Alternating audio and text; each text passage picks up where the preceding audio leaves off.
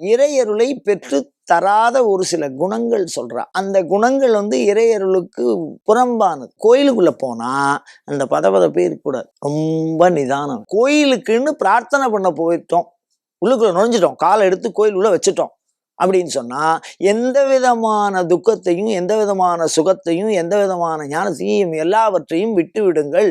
அந்த பலிபீடம்னு ஒன்று இருப்பா, அதுல வச்சு எல்லாத்தையுமே அழிச்சிருங்க. இறைவன் ஒன்றே. துவாரபாலகர் ஒத்த விரலை காட்டின்னு இருக்கும், அப்படி ஒன்றே அவன் அப்படின்னு. அந்த மாதிரி இறைவனை தவிர வேறொன்றையும் நினைக்காதீர்கள். அப்படி நினைக்காம இருக்கக்கூடிய பண்பு இருந்ததுன்னா அந்த இறை அருள் நம் இதயத்திற்கு உள்ளே நுழையும்.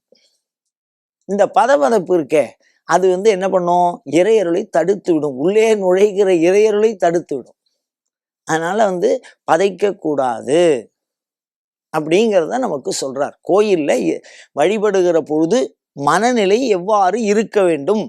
உடம்பு ஸ்தூலமா ஒரு கோயில் உள்ள நின்றுட்டதுனால ஒருத்தருக்கு அனுகிரகம் வந்துடும் அப்படிங்கிறது இல்லை. அதை எந்த அளவுக்கு நம்ம இழக்கிறோம், அதை பூரணமா நாம் அடையறதுக்கு உண்டான வழி என்ன அப்படிங்கிறத குரு சிஷ்ய முறையில மிக அழகாக விளக்கி இருக்கிறார் மாணிக்கவாசகர். பதைத்து உருகும் பாழ் நெஞ்சே, கண் சிமிட்டுகிற நேரம், கை சொடுக்குகிற நேரம் உமையம்மை சரியாக தியானம் பண்ணினா போறோம். அது போறோம். எவ்வளவு பெரிய பிரச்சனையா இருந்தாலும் சரி, அதை கடவுள் தீர்ப்பார், நம்ம ஜெயிப்போம், சாமி நம்ம பக்கம்தான் இருக்கார் அப்படின்னு அந்த நம்பிக்கையும் விசுவாசமும் வச்சுட்டோம்னா அந்த பதபதப்பு வராது நமக்கு.